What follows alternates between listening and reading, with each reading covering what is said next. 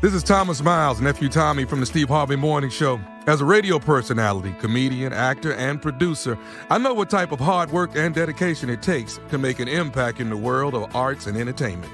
Mack Performing Arts Collective, a nonprofit for visual and performing arts, is doing just that. Impact's mission is to cultivate the interests of visual and performing arts by exposing, educating, and entertaining. Mpac is dedicated to the formation of avenues into the professional world of arts and entertainment through several of its programs, including It's a Rap, Playhouse Theater, and Mpac Jazz. Through these programs, Mpac has launched film festivals, TV forums, music symposiums, comedy series and showcases, jazz shows, theater productions, acting and comedy workshops, and much, much more. All in an effort to create platforms for emerging talent and create access to industry insiders in an effort for those seeking careers in arts and entertainment to be successful. As a proud member of its advisory board, I would like you to support Mpac as a volunteer or as a donor. Please visit impact-arts.org today.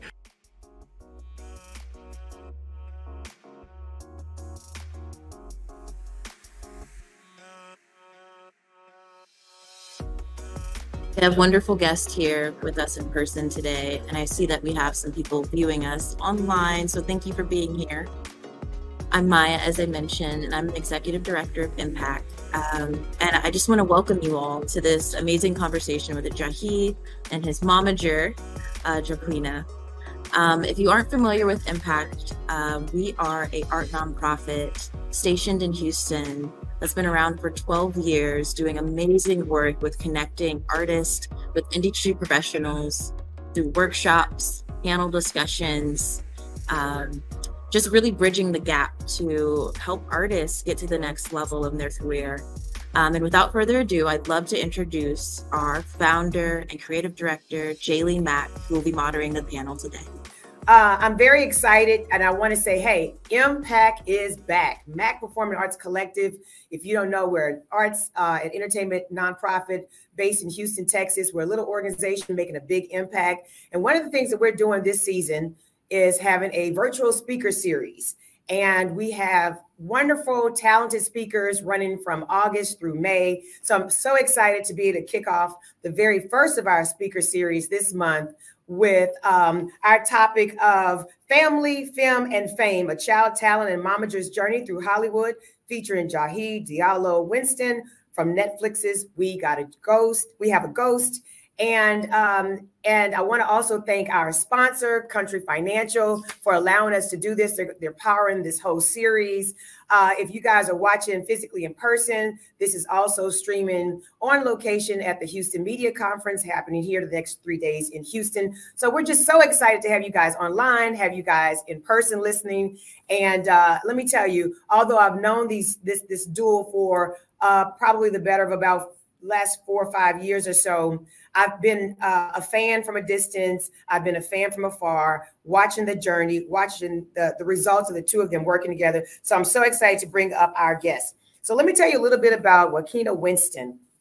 Juakena Winston is a native of Washington, D.C. She has the bachelor's in broadcast technology from the University of Maryland. She also completed her studies at Clark Atlanta University in special education. She taught 7 years in the Atlanta public school system. She worked as a curricular developer, an instructor, a behavioral health specialist, a project manager. And most recently, she's taken on the role of momager, talent manager to her sons that are in both film and television. And so you already know in her background that she could definitely manage the two of them. And then also, I want to give you a little insight on Jahi's background. He is a multi-talented actor performer who's taken Hollywood by storm. He's worked alongside some of the biggest talents in film, television, and theater. In case you don't know, he's worked on BET's miniseries, The New Edition Story, the films Upside, The Untouchables, Proud Mary, Queen and Slim. I can honestly say I've seen them all. He began his career on Broadway, starring as young Simba in Disney's The Lion King And he enjoys singing and working on his nonprofit organization, You Can Too, with the mission to encourage kids to pursue their dreams in the arts and education. I want to take this time to invite both of them to join us for this lively discussion that we're about to embark upon. Hi. Hey. Hey, good afternoon. Can you hear me okay? I sure can. Are you guys both in Atlanta? Where are you? No, I'm actually in Virginia, headed back to Atlanta, but I stopped by here to, my daughter is finishing her senior year at Virginia State University. So I stopped by here to help her get moved in and finished moving in. And then I'm headed back to Atlanta. Mom's work is never done. That's the bottom line, right? Never done. And you have to share yourself with all of them equally. Absolutely. Jahi, where are you? I'm in Atlanta. Yeah. Okay. My work is done. and I got to ask at the top of the talk, how are you faring with the strikes? You know, I've been holding up really well. I've been fortunate enough to have other things that I'm interested in and equally as passionate about as I am with acting. So I've been working on lots of music and writing a lot, and spending a lot of time with my family. So that's been really exciting, and it's a really strange time everywhere, especially in our industry. But I have to say, I'm super proud of my union and the WGA for fighting for what we deserve. It's scary, but it's also a very hopeful time. So yeah. I know we're going to come out better on the end of it. Hey, I'm letting them do what they do. I'm also a member of SAG, so you know I understand they're fighting a good fight, and I'm looking forward to the resolution and all of us getting started and getting everything back to where it was, but in a better way, right? Absolutely. So let me ask Juakena, and I like to call her Keena, as she's affectionately called by her friends and family. You're a wife, you're a mother of three, you are a co-pastor at the church Greater Works Assembly in Atlanta. Your plate was full already.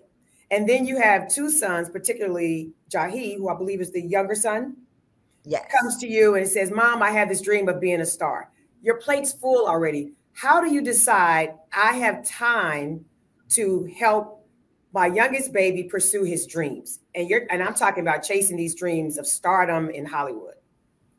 You know what? I think, well, his first thing, and I like to tell this story, he was about 6. He was watching Dreamgirls, the film, and he came in one day and he said, after he watched it, just out of the blue, he said, was either between 4 and 6. He says, Mom, one day I'm going to move to New York and sing on Broadway. So I said, okay. And then fast forward 6 years later or so, he was had the opportunity to audition for The Lion King on Broadway, an open audition in Atlanta. I didn't think much of it, but he did the audition, went through the process, eventually, of course, landed the role. And so it was a no-brainer. I'm just grateful that at the time when all of this happened, our family was in a position where I could go with him to New York, and then our older 2 children stayed in Atlanta with their dad. So it worked out. It was just a blessing for the timing, but it really was a no-brainer to assist him and all of my children in pursuing their dreams. Absolutely. Now, you're his mom. You birthed him. You love him unconditionally. But you have to be objective, right? How did you decide, I believe in my son. I know he has the it factor. This is not just a passing fancy. I'm not just here to support him just because I'm his mom. I mean, you have to really make a serious decision about that. How did you know objectively he has what it takes to sustain a career in Hollywood? You know what? So my children have been performing since birth, right? Plays, songs they made up at home and all of this, but he was already active, very active in our church, very active in community theater, theater at his school. And so when this came up, I knew that he had it in him. He was a natural performer. It's always come natural to him. And so in pursuit of this, it was something that I recognized in him early on. He's always just been that's just what he's done. He's always been singing, dancing, making up shows and things on his own. And so when he said that he wanted to do it, I had no doubt that he could do it, and I had no doubt that he was willing to make the sacrifice to do that. And so it was almost instinctive to know that this was something that he would do and pursue passionately. And with all of them, one of the things that we've always told them is pursue it. Don't quit because it's hard. But if it's something that you love, then we'll keep going with it. If it's not, then we reassess and do something else. So I told him, I said, listen, we're going to go to New York. We're going to do this. If you decide you don't want to do this anymore, then we'll go back to Georgia. They're always going to let you back into the state. They're always going to let you back or into school or into your baseball team. All of that's going to always happen. So if this is something that you just do and decide it's not for you, then we go back to Georgia and do what is for you. So yeah, that was the thinking behind that. So Jahi, your mom said you started really young, pretty much since birth. Apparently you were in all the school plays, church plays, all the activities you can get in as a child, leading up to that big opportunity to even audition for Lion King. But it's one thing to have your mom as your manager, because in some instances, young persons have a guardian, but it's not necessarily their mom, right? It could be a nanny.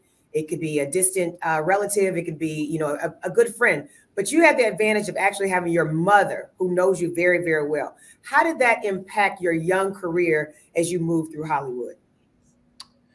Oh, it was very, I think it was easily the most important thing that I could have had at that time.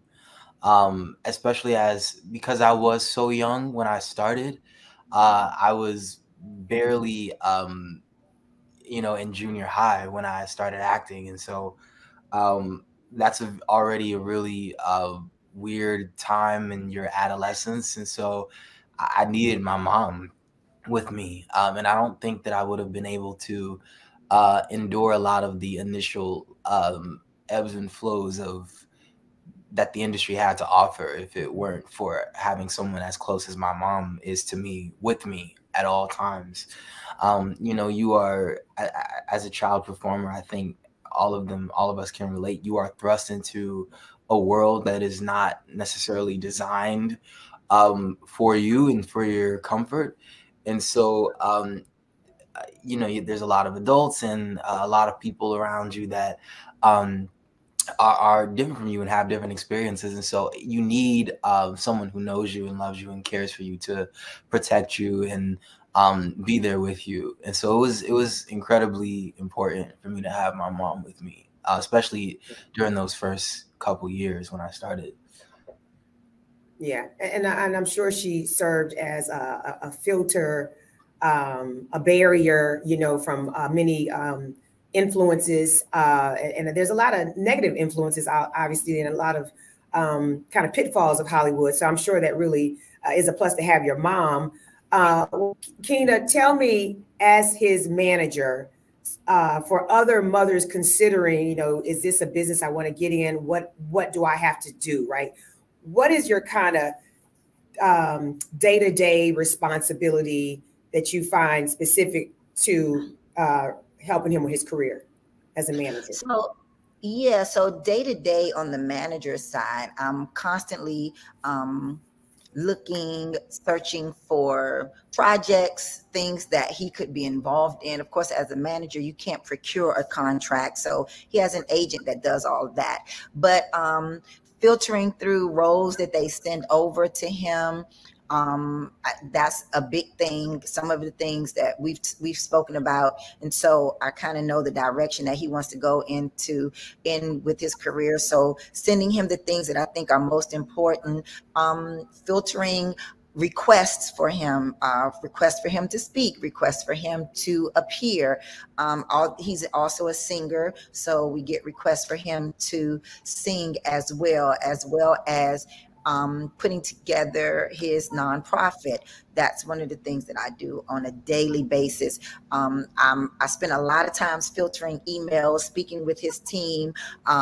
Once he books something, then the day-to-day responsibilities, the immediate responsibilities become a little more intense during that time, because then it's managing the travel and where he's going to stay and accommodations and making sure that the contracts that come over are correct. So doing that in conjunction with his attorney. So all of those technical things in the day-to-day, making sure that once we get to set, the things that he needs or the things that he's supposed to have are there and in place for him. So the day-to-day is more, I would say, administrative on the day-to-day basis. And then after that, it's based on whatever project he's working on or whatever it is that he's doing.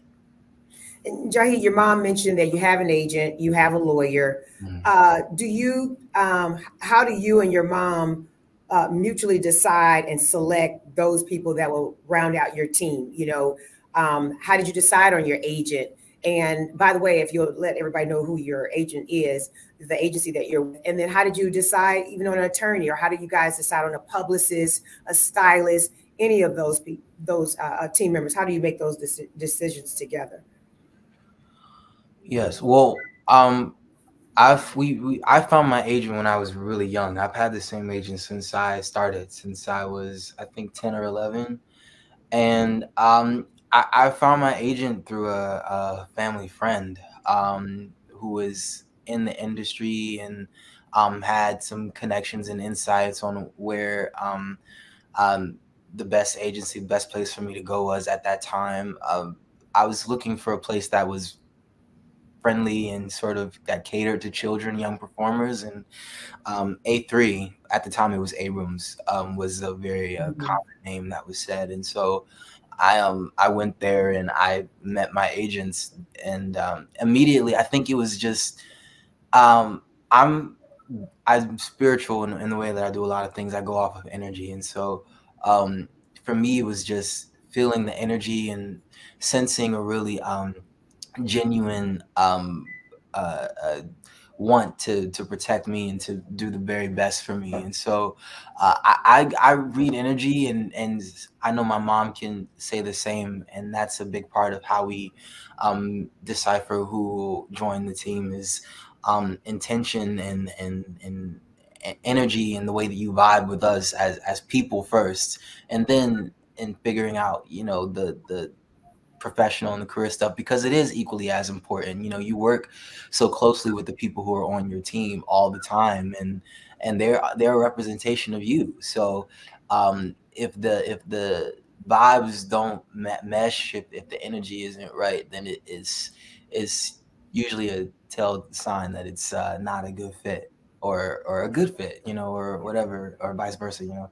So that's usually how I go about it, and how both of us go about it. I think my mom can give a little bit more insight to that too, about like how we pick people. Sounds like he's dead on with it.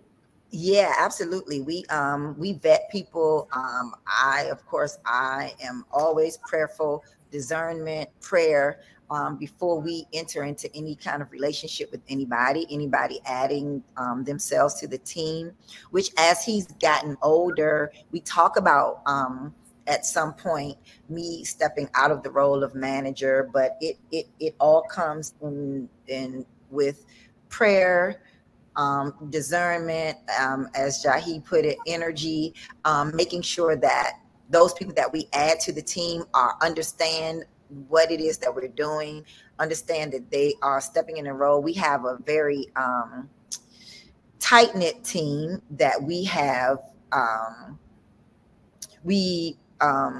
that we've put together. And so at this point, we're very protective about who comes into that space. It is definitely based on who we think can get done with him, what he needs to get done, but also who fits into our space and in our team to be able to work well with both of us. Now, you're in Atlanta, and it's an entertainment market, but most people think you got to go out to Hollywood to make it. And I'm of the mantra that Hollywood is really everywhere now because we have the internet, and many other places have film markets other than LA and New York for that matter. But have you ever had to struggle with the idea, and either of you can answer this question, have you ever had to struggle with the idea of having to move to LA or say move to New York and leave your roots there in Atlanta? I don't know. You can answer first, Jai. Okay. Not really. Well, I will say the first job that I ever did was The Lion King, and that required us to have to relocate temporarily to New York. So the idea of moving to another state precisely wasn't the thing. It wasn't like an issue. It was just the idea of moving and then kind of going into this world that was so far away from everything that that was my foundation. And like as you put it, Hollywood is everywhere. In recent years, Hollywood is the lines or that barrier between everywhere else and Hollywood is it's a lot more nuanced now. It's not as much of a thing anymore. So I never felt any real pressure from anyone on my team or from myself to relocate, not for the purpose of making it per se. And actually most of pretty much every job that I've gotten via self-tape, which after the pandemic and through everything that's happened in recent years, most actors are auditioning via self-tape or Zoom or whatever. So I guess we were a little bit ahead of the curve there and not moving or wanting to relocate for the purpose of being closer to Hollywood or jobs or whatever. And I can definitely say now that I'm a little older, I'm grateful for that. I know people who did relocate and move, and it was super beneficial for them. But for me, I think it was really important to have what I like to call my little pocket of the universe where I can just sort of be normal and do regular, boring, mundane things and just kind of be me. Yeah, and that was super vital to my upbringing as I was working as a kid too. So yeah. So watching Simone Biles, she's at the top of her game, but she had to step back because she was starting to struggle mentally, right? It's really taxing on your mental health. How do you stay balanced and how do you protect your mental health in this business that's full of rejections, right? Mm-hmm. And setbacks and strikes and things that kind of take us out of the norm of just constantly working on either our craft on the big screen, small screen. But, you know, there's a lot of challenges there. So how do you maintain that mental health in the midst of how Hollywood can be so taxing on you? Yeah, it's a real thing. And I think in recent years, especially since the pandemic, I've had to try and find ways to be okay with just with the silence, you know, and not the noise, the constant noise and movement of being on set or having to go to across the country for an appearance or whatever. And it's challenging, especially for me, because I'm someone who really loves, I really like what I do, and it's hard for me to be away from it for too long. I have to constantly create. I have to constantly feel like I am making something and using my gifts to express something. But as you said, you know, the industry is full with ebbs and flows, and it's super unpredictable. And I knew that going into it, even as a young person. But I think with my family and the fact that, like I said, living in Atlanta and doing regular things like spending time with my family or taking a walk, having those times to just kind of recenter and get back to who I am outside of what I do really helps me. And then when I come back to work, I feel I have a new appreciation, one, for how much of a blessing and how fortunate I am to have this as a job, and a new appreciation, you know, for everything, you know, myself or my family. And so yeah, I think I also take breaks, like whenever I need a break from social media or just a break from whatever is causing me to like overstimulate or feel like I'm going stir crazy a little bit. I'm just like, okay, I know when I need to tap out for a little bit, and then I tap back in when I feel good. Like right now, I don't have Twitter on my phone just because it's become a bit much. Yeah, sometimes you have to disconnect. Yeah, it was time to disconnect. So it's a constant, you know, thing, having to figure out the whole mental thing. But as I grow and as I develop, I think I'm managing it a little bit better. Yeah. And it sounds like you're very well grounded, because I know stardom can change people. You know, some people's egos get better, or bigger, I should say, get bigger. And but it sounds like you definitely stayed grounded, and having a spiritual awareness is certainly key.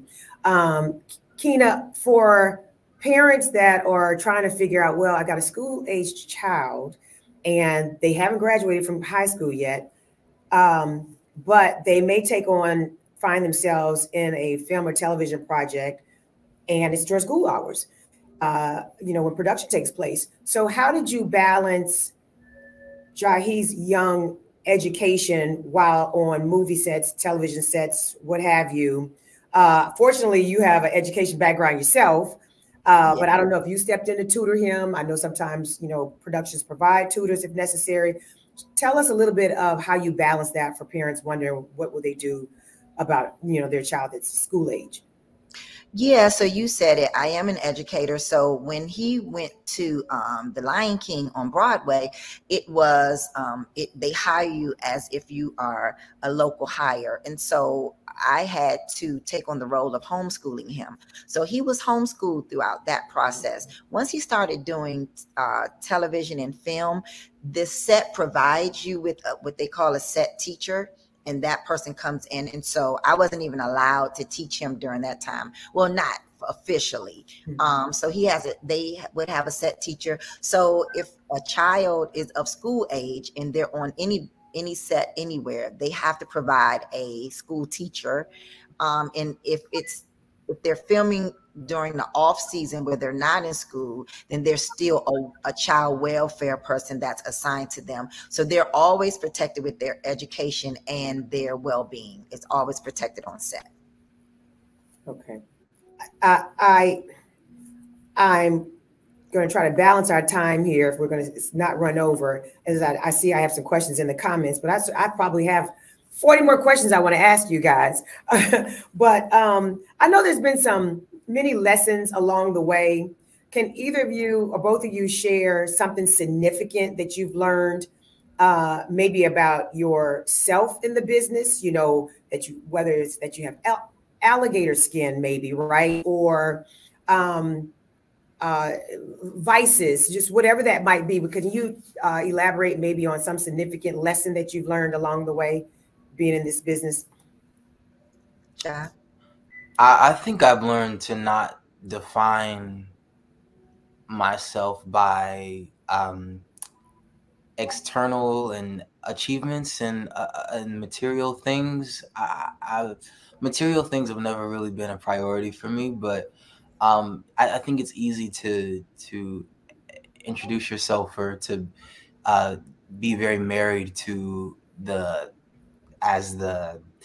what you do for a living, or who you're associated to, or what you accomplish maybe. But it's more important, I think, to define yourself by the people who love you and the people who you love and what you stand for as an individual, aside from those achievements and those other milestones, which are great. But when those things sort of fade and you kind of are alone with yourself, and you have to be happy with who you are as a person internally. And so I think I've learned to not define myself by those things and to really work on self-love. I know it's a kind of an overused term, but self-love and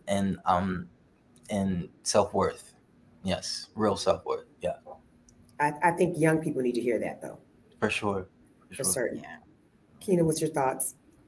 I think the biggest lesson that I've learned is balance. Jahi is by far one of my most active children, so I'm a lot more hands-on with him just in the role that I play in his career. But I have 3 young people that are doing amazing things, and so one of the biggest lessons that I had to learn was balance. Right? They all need me in different ways, and also as they are growing and developing, the needs change, but they still need me. And so having to balance my college students and what they have going on with Jahi and his career, and then even myself, because I know that I'm more than just a mother. I know I'm more than just a manager. I'm all of these things, and I have my own dreams and goals and things, and I'm also trying to accomplish. And so I think the biggest lesson that I've learned is balance.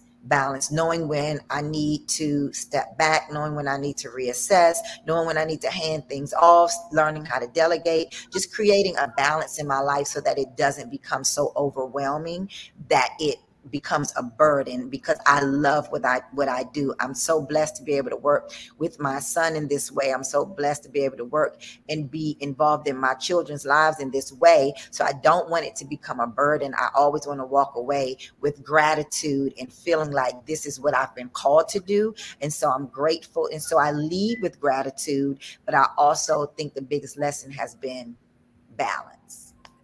I think we're the same person. If anybody knows me, my mantra is more than just a lawyer, because I am. Yes. Right. Jahi, you are a accomplished actor, but you're also an avid musician. You play an instrument, I believe, bass guitar and acoustic guitar. Play electric and acoustic. Electric and right. I played acoustic guitar for my choir when I was in elementary school, so I could relate. I actually still have that guitar. So what's your first love? Is it acting or is it music? And tell us more about your music career. Oh, my first love. I think they kind of came into my life at the same time. I was totally a musical theater geek. I still am. And so I love the art of like singing and telling a story through music. And I think that was sort of my first introduction to narrative songwriting and storytelling through song. And my music, I'm super, super passionate and excited for people to hear what I've been working on musically. I think hopefully the hope is that people will get to see who I am as a person aside from the characters that I play. I think the conception maybe is that I'm an actor trying to sing, but like I said, they both came into my life at the same time. It's just acting is kind of what kind of took off first for me. You know, a lot of people don't know, after I did the miniseries on BET, The New Edition story, I actually almost signed a record deal. But it ended up not working out. So music has always been something that I've been very passionate about. The timing and the everything is just not perfectly aligned. And so going forward in this new venture and showing people who I am outside of my work as an actor is really exciting, because I think it's finally time for people to get a dose of who I am as a person aside from the characters that I play. And so I'm really excited. Well, Kayla Mendoza asked, when is Jahi releasing music? Soon, really soon. I hope. I don't have any definitive dates. I'm not trying to be like painfully or annoyingly cryptic. I'm just, I don't have any definitive dates, but very soon, very, very soon. Can we get some insight, like the type of music it is, ballads or, jazzy, hip hop? Tell us something. Yeah, it's I would say it's alternative R&B, alternative pop. I mean, I'm not married to either of those things, because I just feel like I'm inspired by a little bit of everything, and I love so many different genres of music, and I steal all of the best parts that I can from each little genre. I'm not a country singer, but I love the narrative storytelling of country music, and I love the soulful melodies of R&B, and I love the rhythmic nature of an upbeat nature of pop music, and I love music. I'm a lover and a student of music, and yeah, I'm really excited for people to hear what I've been working on. It's from my heart. It's from my soul. So yeah, I'm really excited about it. Beyonce, her music alter ego is Sasha Fierce. Mm-hmm. Do you have an alter ego in music? I do feel like I do. I haven't named it, but I think it's all just me. I think it's just me. I think I definitely become a more in my mind, more like idealized, heightened version of myself when I'm performing or when I'm singing. And yeah, that'll be exciting too, to do more performances and for people to see that side of me. So yeah. I guess we couldn't luck up and have a little impromptu 20-second concert, can we? Put you on the spot. Your fans are asking. I'm just saying. I'm just a messenger. They're asking in the chat. Are they? Someone said, "Can is that well?" I don't have my guitar. KL Jones. She said, "Can Ja give us a little taste of some music right now?" Somebody else popped in. Oh my God, yes, he can play something for us. Someone else is like, "Yes." I'm just reporting the comments here. I don't know what I would. I'm trying to think. Something you want to sing to a fan, maybe just a little, just so you know, just put you on the spot. Sorry, cold read, trees like that. Let me see, something of my own. Hey, let's take a nursery rhyme and make it yours. How would you sing Old MacDonald, maybe, like, and give a flavor? Oh, that's cool. You know what I mean? Something. I don't want this pain anymore. I've only what I wish for, peace. Nothing will stop this feeling unless you lay right next to me. Oh, I can hear the siren sound. They send me up against the wall. I know you wanna see me cry. At least you wanna see me at all. Let me call my daughter and see if she wants a 19-year-old. She'll be 25 in October. No. She might like a might like a little young. Goodness. Wonderful. What? Okay, I'm ready for the concert. I'm ready. Please, Keena, let me know. I'm coming to the listening session, something. This is wonderful. I'm highly impressed with just that impromptu performance here. Y'all heard it first on Mpac, bringing y'all the latest breaking news. Thanks for that. I see the chat blowing up. Yay, fire signals and all kind of stuff happening. So they love it. Thanks for that. I know we're getting towards the end. I want to ask a couple more questions here about what's next for you. We know you sing. We know you play an instrument. You're a musician. You mentioned writing. Do you write scripts for movies and television? Do you want to direct? Do you want to produce yourself, or have you started doing that? And I used to write scripts a lot, actually, when I was like 15, 16, and I still have like concepts and things that I keep really close to me that one day I would like to see realized and made. But right now I think I'm just kind of keeping them to myself, and I'm figuring out what, as far as film and television is concerned, which place I'm drawn to as far as what I want to see and the kind of projects that I want to be a part of, and the things that I'm not seeing and the things that I want other people to have an opportunity to experience. So yeah, I'm constantly conceptualizing, I guess, and just yeah, the wheels are stay turning. I'm not actually working on anything right now, but yeah, I'm always conceptualizing and things. Yeah. I have one question. A gentleman said, how have you learned to handle comparisons and not comparing yourself to fellow actors? That's a good question. Very good question.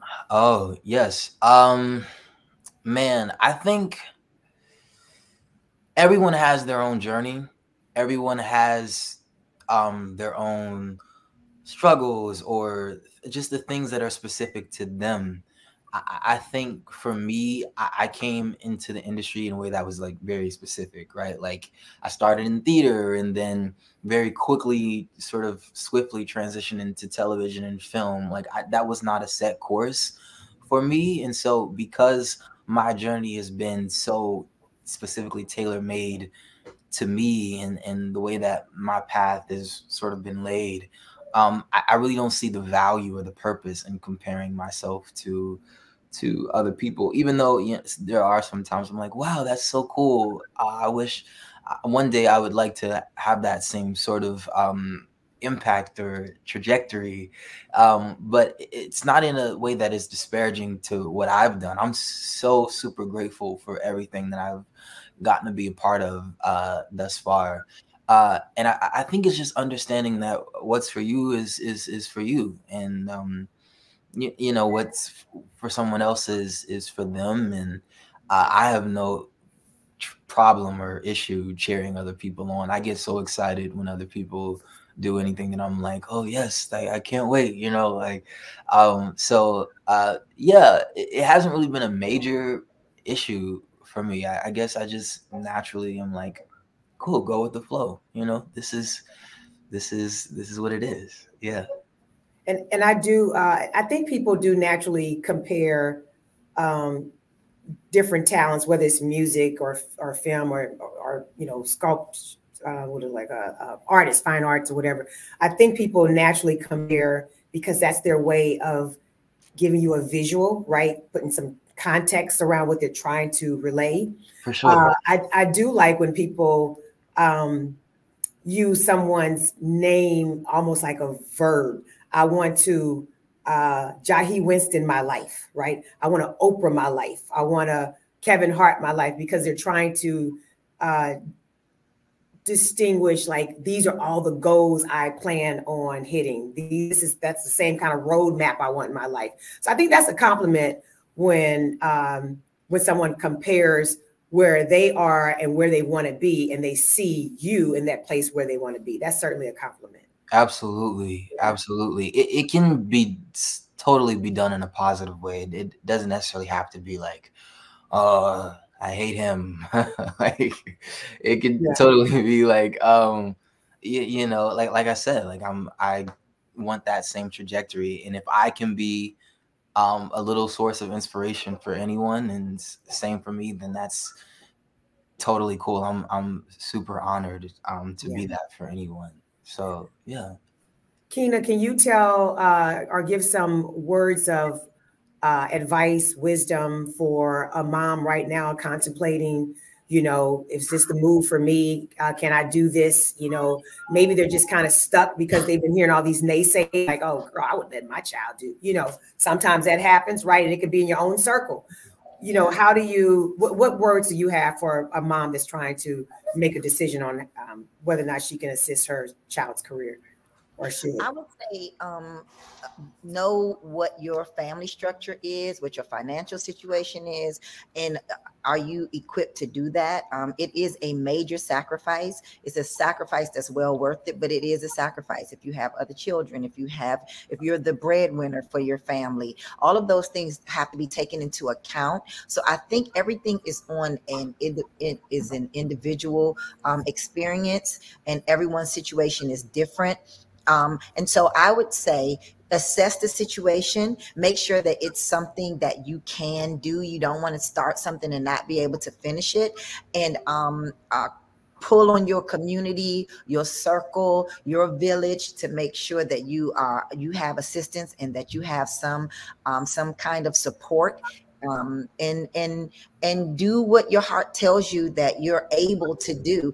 Don't feel guilty if you're not able to quit your job so that you can be on set with your child. Don't feel guilty if you have other children and you're not able to do it. Provide the support that you can in the way that you're able to do it. And if it's not the time that you can do it and you don't have anyone else to step in and help with that, then you continue to champion your child. You continue to encourage your child. You continue to put them in things locally, or things that you can do to continue to nurture that gift that's within them. Don't let that die, but also don't overextend yourself to a place where you're overwhelmed and it's not going to work, because eventually it will collapse if you don't have a firm foundation in doing it and a great support system.